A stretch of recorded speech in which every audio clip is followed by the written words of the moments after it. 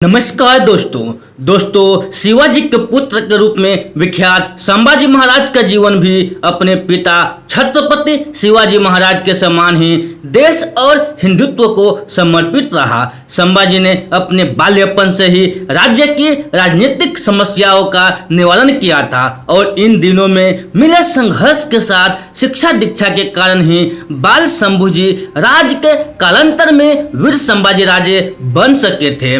दोस्तों संभाजी का परिवार संभाजी राज वीर छत्रपति शिवाजी के पुत्र थे। संभाजी की माता का नाम साईबाई था। ये छत्रपति शिवाजी की दूसरी पत्नी थी। संभाजी राजे के परिवार में पिता शिवाजी और माता साईबाई के अलावा दादा शाहजी राजे, दादी जीजाबाई और भाई बहन थे। शिवाजी के 3 पत्नियां थी, साईबाई, सोयराबाई और पुतलाबाई। दोस्तों साईबाई के पुत्र संभाजी राजे थे। संभाजी के एक भाई राजा राम छत्रपति भी थे जो कि सोयराबाई के पुत्र थे। इसके अलावा संभाजी के साकूबाई, अंबिकाबाई, रनुबाई, जादव, दीपाबाई, कमलाबाई, पलकाबाई, राजकुमारी बाई, सिरके नाम की बहनें भी थी। दोस्तों संभाजी का विवाह येसुबाई से हुआ था और इनके पुत्र का नाम छत्रपति साहू था। पिता के कड़वे संबंध। दोस्तों संभाजी का बचपन बहुत कठिनाइयों और विषम परिस्थितियों से गुजरा था। संभाजी के सौतेले माता सोयराबाई की मंशा अपने पुत्र राजा राम को शिवाजी का उत्तराधिकारी बनाने की थी। दोस्तों सोयराबाई के कारण संभाजी और छत्रपति शिवाजी के मध्य संबंध खराब होने लगे थे। संभाजी ने कई मौके पर अपनी बहादुरी भी दिखाई, लेकिन शिवाजी और उनके परिवार को संभाजी पर विश्वास नहीं हो पा रहा था। ऐसे में एक बार शिवाजी ने संभाजी को सजा भी दी, लेकिन संभाजी भाग निकले और जाकर मुगलों से मिल गए। यह समय शिवाजी के लिए सबसे मुश्किल समय था। संभाजी ने बाद में जब मुगलों की हिंदुत्व के प्रति निरंकुशता देखी तो उन्होंने मुगलों का साथ छोड़ दिया। उन्हें अपनी गलती का एहसास हुआ और शिवाजी के पास वापस माफी मांगने लौट आए। संभाजी की कवि कलश से मित्रता। दोस्तों बचपन से में संभाजी जब मुगल शासक औरंगजेब की कैद से बचकर भागे थे, तब वो अज्ञातवास के दौरान शिवाजी के दूर के मंत्री रघुनाथ कोदे के दूर के रिश्तेदार के यहाँ कुछ समय के लिए रुके थे। वहाँ संभाजी लगभग 1 से 1.5 वर्ष के लिए रुके थे। तब संभाजी ने कुछ समय के लिए ब्राह्मणी बालक के रूप में जीवन यापन किया था। इसके लिए मथुरा में उनका उपनयन संस्कार भी किया था और उन्हें संस्कृत भी सिखाई गई। इसी दौरान संभाजी का परिचय कवि कलश से हुआ। संभाजी का उग्र और विद्रोही स्वभाव को सिर्फ कवि कलश ही संभाल सकते थे। संभाजी महाराज द्वारा लिखी रचनाएं। दोस्तों कलश के संपर्क और मार्गदर्शन से संभाजी की साहित्य की तरफ रुचि बढ़ने लगी। संभाजी ने अपने पिता शिवाजी के समान में संस्कृत में बुधा चरित्र भी लिखा था। इसके अलावा मध्यकाल के संस्कृत का उपयोग करते हुए संभाजी ने श्रृंगारिका भी लिखा था। एक शासक के रूप में संभाजी। दोस्तों 11 जून 1965 को पुरंदर की संधि में शिवाजी ने यह सहमति दी थी कि उनका पुत्र मुगल सेना को अपनी सेवाएं देगा, जिस कारण मात्र 8 साल की संभाजी ने अपने पिता के साथ बीजापुर सरकार के खिलाफ औरंगजेब का साथ दिया था। शिवाजी और संभाजी ने खुद को औरंगजेब के दरबार में प्रस्तुत किया, जहां उन्हें नजरबंद करने का आदेश दे दिया गया, लेकिन वो वहां से किसी तरह बचकर भाग निकलने में सफल हुए। दोस्तों 30 जुलाई 1680 को संभाजी और उनके अन्य सहयोगियों को सत्ता सौंपी गई। संभाजी को अपने पिता के सहयोगियों पर भरोसा नहीं था, इसलिए उन्होंने कवि कलश को अपना सलाहकार नियुक्त किया, जो कि हिंदी और संस्कृत के विद्वान थे और गैर मराठी होने के कारण भी उन्हें मराठा अधिकारियों ने पसंद नहीं किया। इस तरह संभाजी के खिलाफ माहौल बनता चला गया और उनके शासनकाल में कोई बड़ी उपलब्धियां भी हासिल नहीं की जा सकी। दोस्तों, संभाजी महाराज की उपलब्धियां। संभाजी महाराज ने अपने छोटे से जीवन काल में हिंदू समाज के हित में बहुत बड़ी बड़ी उपलब्धियां हासिल की थी, जिसके प्रत्येक हिंदू आभारी है। उन्होंने औरंगजेब की 8 लाख की सेना का सामना किया और कई युद्धों में मुगलों को पराजित भी किया। औरंगजेब जब महाराष्ट्र में युद्ध में व्यस्त था, तब उत्तर भारत में हिंदू शासकों को अपना राज्य पुनः प्राप्त करने और शांति स्थापित करने के लिए काफी समय मिल गया। इस कारण ही वीर मराठाओं के लिए सिर्फ दक्षिण ही नहीं बल्कि पूरे राष्ट्र के हिंदू उनके ऋणी है, क्योंकि उस समय यदि संभाजी औरंगजेब के सामने समर्पण कर लेते या कोई संधि कर लेते तो औरंगजेब अगले 2-3 वर्षों में उत्तर भारत के राज्यों को वापस हासिल कर लेता और वहां की आम प्रजा और राजाओं की समस्या बढ़ जाती। यह संभाजी के सबसे बड़ी उपलब्धियां में गिना जा सकता है। हालांकि सिर्फ संभाजी नहीं, अन्य राजाओं के कारण भी औरंगजेब दक्षिण में 27 सालों तक विभिन्न लड़ाइयों में उलझा रहा, जिसके कारण उत्तर में बुंदेलखंड, पंजाब और राजस्थान में हिंदू राजाओं में हिंदुत्व को सुरक्षित रखा जा सका। दोस्तों, संभाजी ने कई वर्षों तक मुगलों को महाराष्ट्र में उलझाए रखा। देश के पश्चिमी घाट पर मराठा सैनिक और मुगल कोई भी पीछे हटने को तैयार नहीं था। संभाजी वास्तव में सिर्फ बाहरी आक्रमकों से ही नहीं बल्कि अपने राज्य के भीतर भी अपने दुश्मनों से घिरे हुए थे।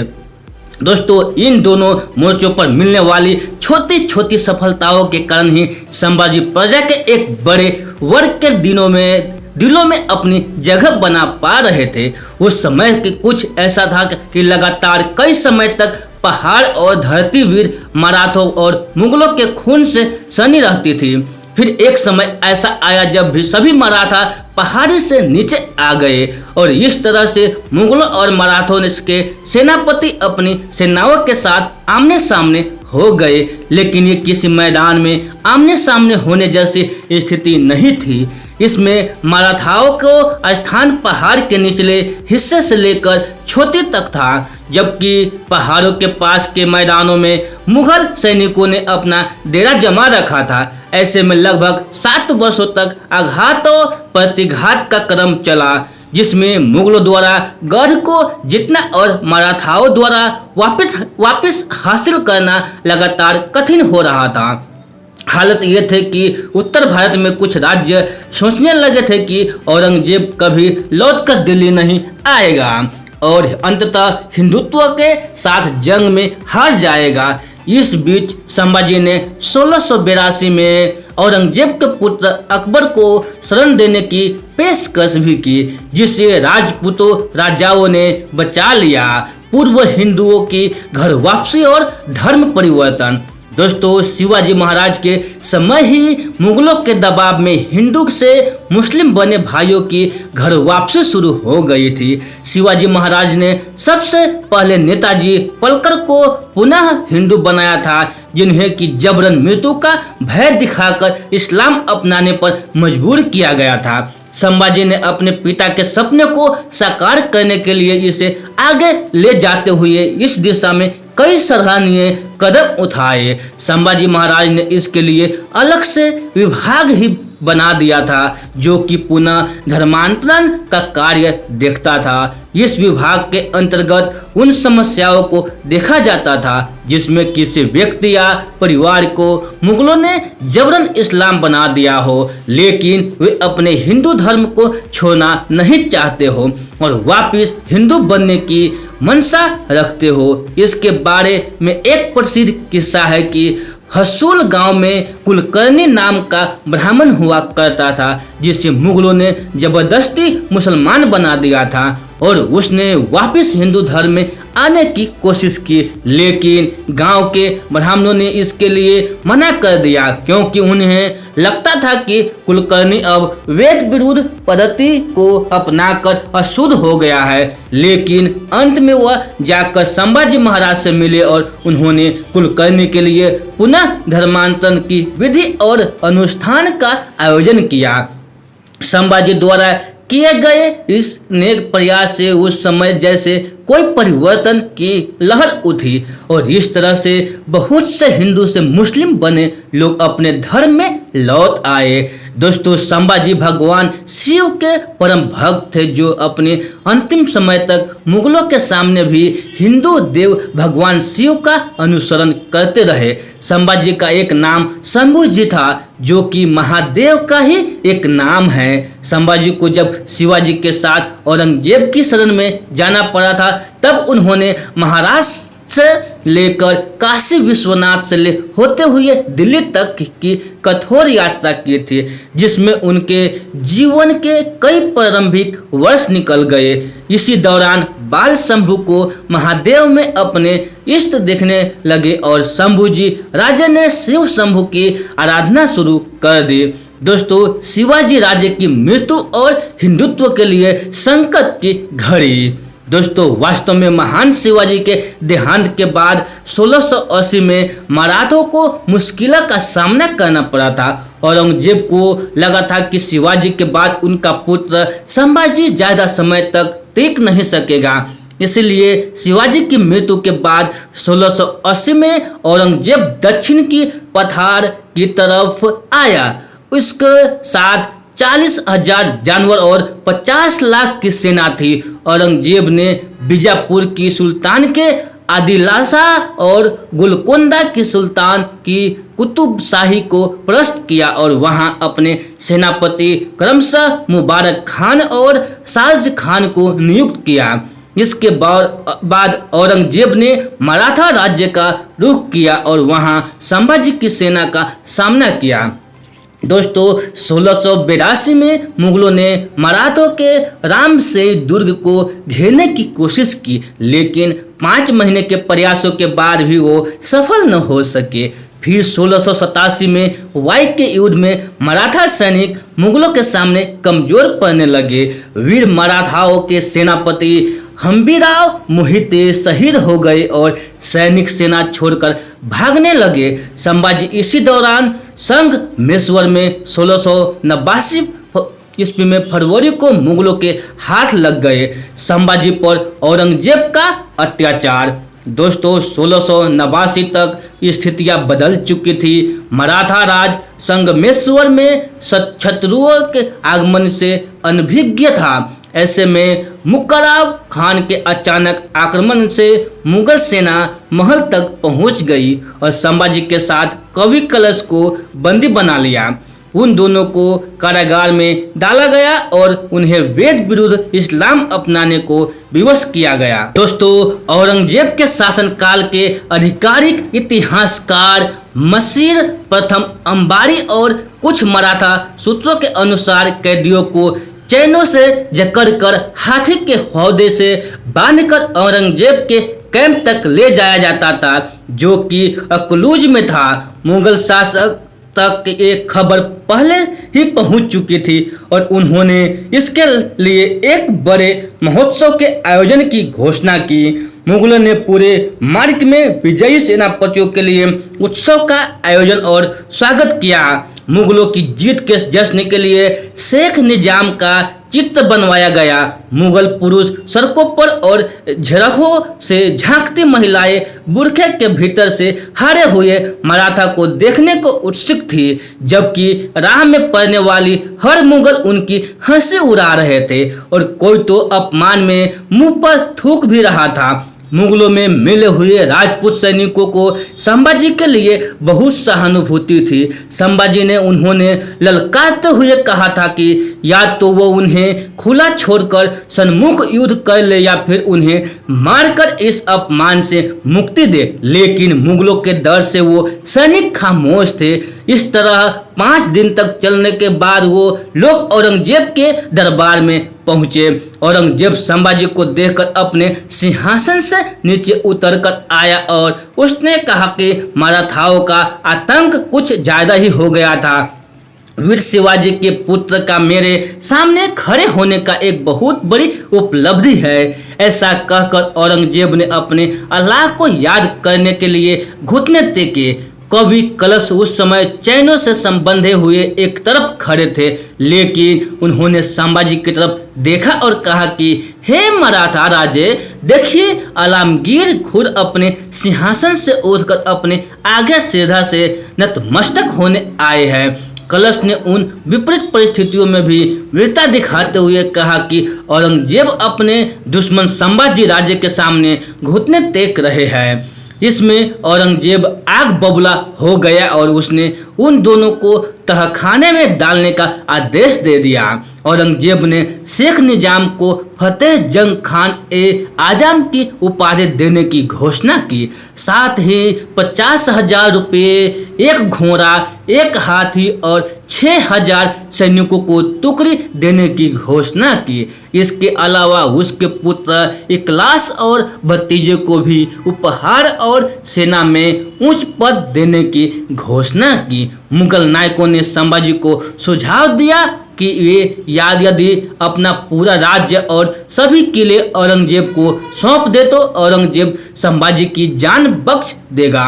संभाजी ने इस बात से मना कर दिया। इसके बाद मुगल अपने उस उद्देश्य पर लौट आए जिसके लिए उन्होंने भारत पर आक्रमण किया था, जिसमें गैर मुस्लिमों को मुस्लिम बनाना और जनता को लूटना और महिलाओं का सिर भंग मुख्य कार्य था। संभाजी ये सब देखकर बहुत आहत हो रहे थे। ऐसे में संभाजी की हालत देख उन्हें फिर से औरंगजेब का यह संदेश आया कि वो यदि इस्लाम अपना लेते हैं तो उन्हें ऐसो आराम की जिंदगी दी जाएगी। लेकिन संभाजी ने साफ कह दिया कि आलमगीर देश का सबसे बड़ा शत्रु है और वो ऐसी कोई संधि नहीं कर सकते जो उनके राष्ट्र के सम्मान के लिए विपरीत हो। दोस्तों, कठोर यातनाओं के बाद भी न झुकने पर संभाजी और कलश को कैद से निकालकर घंटे वाले टोपी पहना दी। उनके हाथ में झुनझुना बांधकर उन्हें ऊँटों से बांध दिया गया और तुलापुर के बाजार में घसीटा जाने लगा। मुगल लगातार उनका अपमान कर रहे थे और उन पर थूक रहे थे। उन्हें जबरदस्ती घसीटा जा रहा था, जिसके कारण झुनझुनों की आवाज को साफ सुना जा सकता था। मुगल अपनी असलियत का परिचय देते हुए यह सब देखकर क्रूरता से हंस रहे थे और उपहास कर रहे थे। मंत्री कलश भी ऐसे में हार मानने वाले में से नहीं थे। वो लगातार भगवान का जाप कर रहे थे। जब उनके बाल खींचकर उन्हें इस्लाम कबूलने के लिए कहा जा रहा था, तब भी उन्होंने साफ तौर पर इससे न कह दिया और कहा कि हिंदुत्व सभी धर्मों से ऊपर सच्चा और शांति प्रिय धर्म है। मराठाओं के लिए अपने राजा के अपमान को देखना बहुत बड़ी बाध्यता थी। दोस्तों, संभाजी की मृत्यु, औरंगजेब ने जब कई बार कहा कि वो संभाजी को क्षमा कर देगा, लेकिन वो यदि अब भी इस्लाम कबूल ले। संभाजी ने मुगलों का उपहास उड़ाते हुए कहा कि वह मुस्लिमों के समान मूर्ख नहीं है जो ऐसे मानसिक विक्षिप्त व्यक्ति मोहम्मद के सामने घुटने टेके। फिर संभाजी ने अपने हिंदू आराध्य महादेव को याद किया और कहा कि धर्म अधर्म के भेद को देखने और समझने के बाद वो अपना जीवन हजारों बार हिंदुत्व और राष्ट्र को समर्पित करने को तैयार है। और इस तरह संभाजी मलेच्छ औरंगजेब के आगे नहीं झुके। इससे पहले तक किसी ने भी अल्लाह मोहम्मद इस्लाम के खिलाफ खुलकर इतना कुछ नहीं बोला था। औरंगजेब ने इससे क्रोधित होकर आदेश दिया कि संभाजी के घावों पर नमक छिड़का जाए और उन्हें घसीटकर औरंगजेब के सिंहासन के नीचे लाया जाए। फिर भी संभाजी लगातार भगवान शिव का नाम जपे चले जा रहे थे। फिर उनकी जीभ काट दी गई और आलमगीर के पैरों में राखी गई, जिसने उसे कुत्तों को खिलाने का आदेश दे दिया। लेकिन औरंगजेब भूल गया था कि वो जीभ काट कर भी संभाजी के दिल और दिमाग से कभी देशभक्ति और भगवत भक्ति को अलग नहीं कर सकता। दोस्तों, संभाजी अब भी मुस्कुराते हुए भगवान शिव की आराधना कर रहे थे और मुगलों की तरफ गर्व भी भरी दृष्टि से देख रहे थे।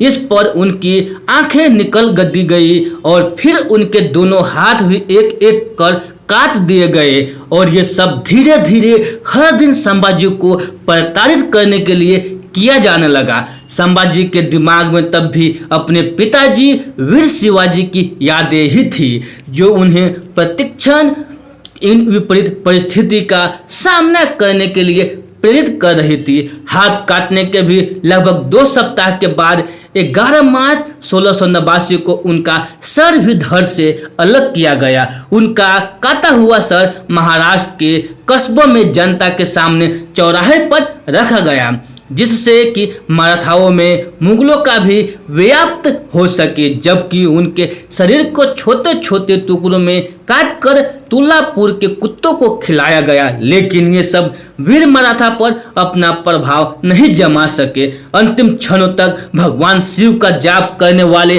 बहादुर राजा के इस बलिदान से हिंदू मराठाओं में अपने राजा के प्रति समान मुगलों के प्रति आक्रोश और बढ़ गया।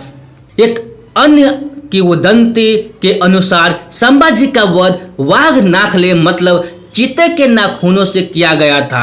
उन्हें 2 हिस्सों में चीरकर फाड़ा गया था और कुल्हाड़ी से सर काटकर पुणे के पास तुलापुर में भीमा नदी के किनारे पर फेंका गया था। दोस्तों, ये बायोग्राफी आप लोगों को अच्छी लगी हो तो अपने दोस्तों के साथ जरूर शेयर कीजिए। तो फिर मिलते हैं ऐसे ही अगले बायोग्राफी में। तब तक के लिए आप खुश रहिए, सुरक्षित रहिए और अपने सेहत को अच्छी तरह से ध्यान रखिए और अपने परिवार से मिलजुल कर रहिए। दोस्तों, आप लोगों को बहुमूल्य समय देने के लिए हमारे दिल से आप लोगों को बहुत बहुत धन्यवाद।